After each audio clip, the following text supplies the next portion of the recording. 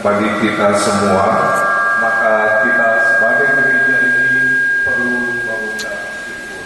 Sebagaimana moto GPM ini, aku menanam, Apolos menyiram, tetapi Allah yang memberi pertumbuhan. Kita semua sebagai jemaat dan pelayan boleh menanam, boleh menyiram, tetapi pertumbuhan adalah dari Tuhan. Maka kita benar-benar harus mengucap syukur atas pertumbuhan yang Tuhan berikan. Kalau kita membaca tata ibadah tadi, kita membaca juga sejarah GPM, ketika mulai terlepas dari Indonesia atau gereja Belanda pada tahun 35, itu tidak gampang sekali. Dan seterusnya, 20 tahun yang lalu, konflik kemanusiaan melanda Maluku dan Maluku Utara juga mengakibatkan banyak sekali para pelayan dan umat Tuhan yang harus merelakan hidup mereka terbunuh. Dan beberapa bulan ini kita ada di dalam bencana akibat gempa bumi, tapi juga pandemi virus COVID-19 ini. Ibu bapak saudara-saudari, berbagai tantangan kita. Tapi kalau kita tetap ada sebagai gereja Protestan Maluku sampai detik ini, itu bukan karena kuat dan hebatnya kita, tapi semuanya karena anugerah Tuhan. Maka kita patut mengucap syukur untuk hal itu.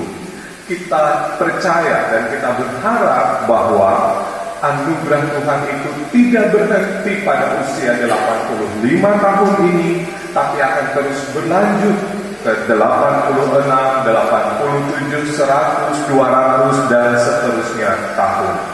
Ibu bapak saudara-saudari, dalam rangka melanjutkan pelayanan gereja Protestan Maluku itu terus ke depan, maka kita diminta untuk belajar hari ini dari cerita Alkitab di dalam surat pertama Petrus pasal 5 ayat 1 sampai 11 yang kita baca bersama tadi.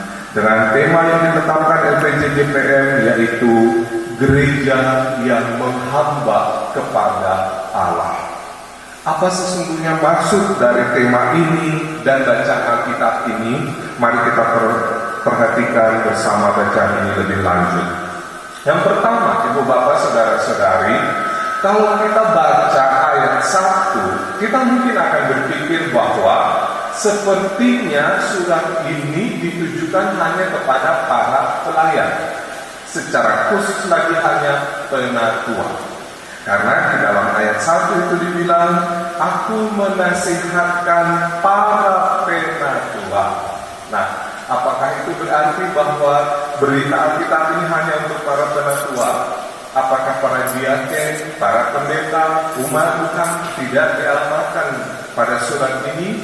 Nah, ibu bapak saudara-saudari, sekalipun surat ini adalah surat yang ditulis secara khusus dalam ayat 1 untuk para penatua, tetapi surat ini adalah surat yang ditujukan kepada jemaat secara umum di Asia Kecil. Kita bisa baca dalam pasal 1 ayat 1 kepada 7 jemaat yang ada di Asia Kecil, Kapadokia, Pontus, Galatia, dan sekitarnya. Jadi ini bukan cuma hanya untuk penatua saja.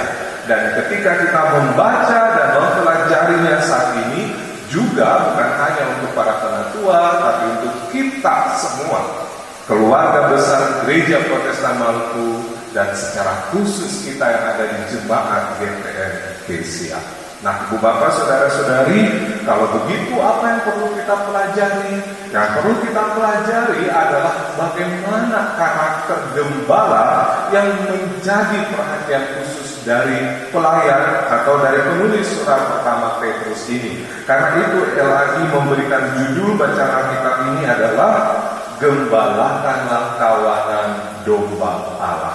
Nah, ibu bapak saudara-saudari, mari kita semua belajar dari karakter gembala yang ditulis dalam perikop atau dalam bacaan Alkitab ini. Pertama, kalau kita baca di dalam ayatnya yang kedua itu dikatakan, gembalakanlah kawanan domba Allah yang ada padamu, jangan dengan paksa, tetapi dengan sukarela, sesuai dengan kehendak Allah, dan janganlah kamu mau mencari keuntungan, tetapi dengan pengabdian diri. Ini satu hal yang penting. Apa maksudnya ini, Bu Bapak, Saudara-saudari? Bekerja dengan sukarela, jangan mencari untung. Nah, kita harus pahami baik-baik. Jangan satu orang Pak Pondok bilang kata Alkitab bilangnya cari untung. Jadi habis ini kasih turun harga satu, bukan. Tetapi yang dimaksudkan dalam cerita ini atau dalam bacaan Alkitab ini adalah seperti yang istilah keren orang suka bilang gabut. Ibu bapak pegawai tahu ya gabut. Gabut itu artinya gaji buta. Jadi orang menerima gaji saja tanpa bekerja. Mau untungnya saja, tapi tidak mau ada berkorban apa-apa. Kalau dalam bahasa yang lebih kasar sedikit, katong hari-hari bilang kerja maka pancuri tulang. Nah, ini yang dimaksudkan. Jadi dalam pelayanan gerejawi pun jangan sampai hal itu terjadi, bahwa jangan kita hanya mau mencari keuntungan dari situ. Kalau kita belajar dari sejarah GPM, bahkan dalam tata ibadah tadi dikatakan dalam sejarah GPM ini banyak orang yang melayani tanpa pamrih, sondor gaji. Ibu bapak saudara-saudari, kalau pendeta mungkin ada gaji tiap bulan, walaupun tidak sebanyak PNS tetapi sudah punya gaji. Ibu bapak majelis jemaat mengorbankan waktu pagi, siang, sore, malam, meninggalkan keluarga mereka untuk pelayanan. Mereka tidak diberi gaji, mereka tidak mendapat upah dalam bentuk gaji.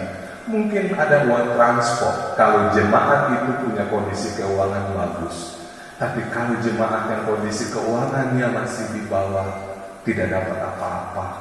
Tetapi dari buah-buah keringat mereka, dari jerih lelah mereka yang sukarela itu, gereja telah bertumbuh sampai sekarang. Spirit itu mesti terus kita miliki dan kita lanjutkan dalam hidup pelayanan gereja kita. Karena apa? Ini betul-betul mau menunjukkan gereja bertumbuh hanya karena kasih karunia Allah. Kalau kita mulai berorientasi pada uang menjadi tujuan kita, maka Allah dinomor-duakan nanti. Karena itu di dalam bacaan Alkitab juga Tuhan Yesus bilang kan dalam khotbah di bukit, kamu tidak dapat mengabdi pada dua tuan. Kepada Mamon dan kepada Tuhan itu tidak bisa, harus satu saja. Nah, karena itu orientasi pelayanan kita harus betul tertuju hanya kepada Tuhan, supaya dengan begitu kita betul-betul memasrahkan diri hanya pada pertolongan Tuhan. Dan karena itu ayat yang kita baca tadi dalam ayat 7 dikatakan, serahkanlah segala ada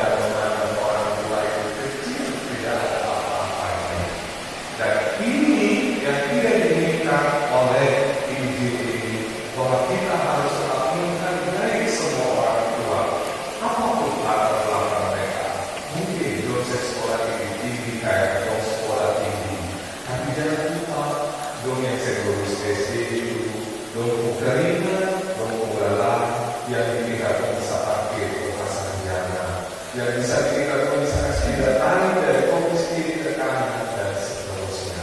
Karena itu betapapun mungkin kita tetap menghargai mereka, apapun keberadaan mereka. Nah, ibu bapak saudara-saudari, kerendahan hati, kerendahan diri itu menjadi nilai yang sangat penting. Karena apa? Kalau begitu kita tidak akan mengajukan paling hebat, kita bukan mengajukan paling tinggi. Karena itu kita akan menerima orang lain dan tetap terbuka pada pertolongan Tuhan. Maka moto GPM menjadi sangat penting untuk selalu kita bilang, aku menanam, Apolos menyiram, tetapi Allah yang memberikan pertumbuhan. Dan karena itu, ada orang yang yang punya prestasi di dalam pelayanan gereja ini. Kita hanya bisa menanam dan menyiram. Selebihnya adalah pertumbuhan dari Tuhan. Maka ibu bapak saudara-saudari diingatkan bagi semua generasi muda yang akan terus melanjutkan pelayanan gereja ini ke depan. Bagi kita semua yang terus menggerakkan roda pelayanan ini, mari kita selalu ingat, kita bukan apa-apanya, kita hanya alat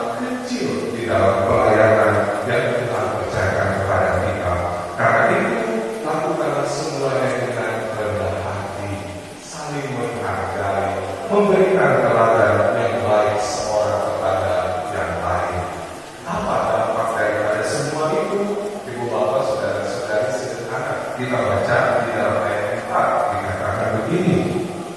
Maka kamu apabila Bapa kamu datang, kamu akan menerima mahkota kemuliaan yang tidak dapat lain. Ini menarik Bapak saudara-saudara. Kalau kita menjadi orang yang memberikan teladan yang baik, kita rendah hati, kita tidak makan mencuri pulang di dalam perayaan kita tidak mencari uang tetapi sukarela, maka Tuhan akan memberikan mahkota kemuliaan itu dan tidak akan lain. Ini menarik Bapak saudara-saudari, bahwa kita akan memperoleh mahkota kemuliaan yang tidak akan lain. Siapa yang mau itu, maka mulai dengan bekerja melayani dan sukarela, tidak mencari untung, rendah hati, dan seterusnya. Nah, itu juga dalam ayat 5 dalam Amsal sebenarnya dibilang bahwa Allah menentang orang yang congkak tetapi mengasihani orang yang rendah hati. Karena kita dikasihani, maka Tuhan memberikan mahkota yang tidak akan lain. Tapi kalau saudara-saudari, dengan begitu tidak berarti bahwa kita lepas dari segala macam masalah. Masalah masih terus ada. Karena itu di dalam ayat 8 itu juga dilanjutkan. Kita harus sadar dan menjaga, sebab lawan kita si iblis itu berjalan keliling seperti singa yang mengaum-ngaum, dan dia siap menelan siapa saja. Artinya apa?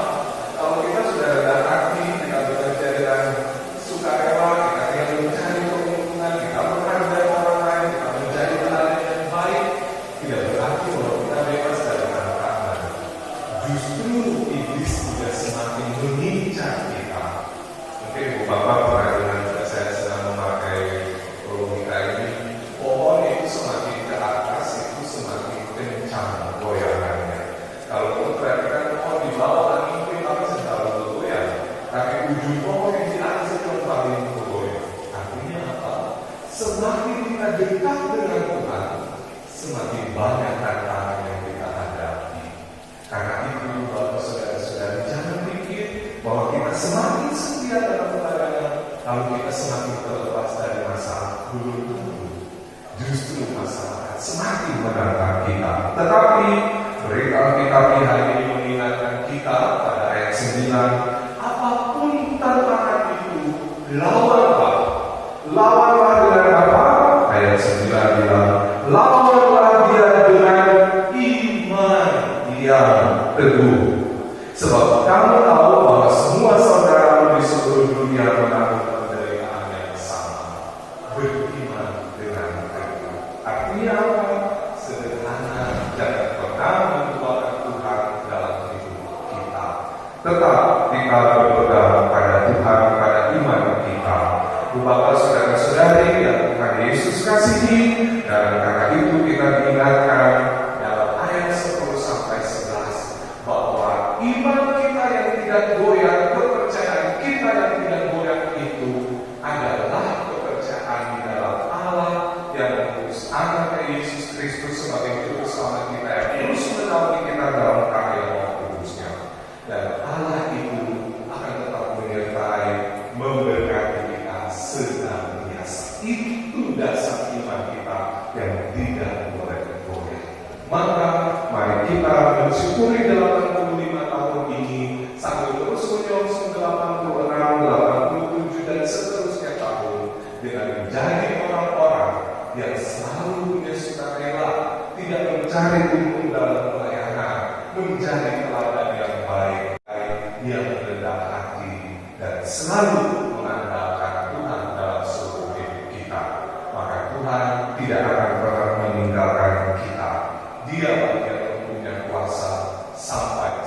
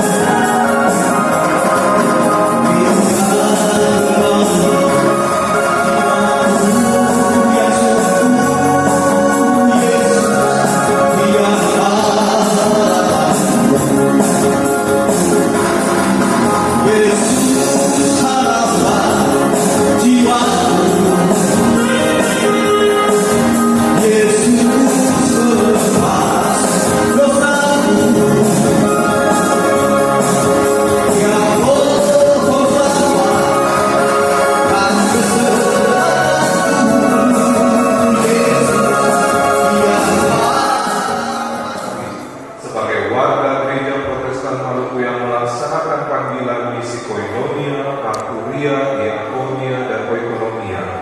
Pergilah dan masukilah pergumulan hidup dan beritakanlah apa yang sesuai dengan ajaran yang sehat dengan berkat Tuhan yang menyertai.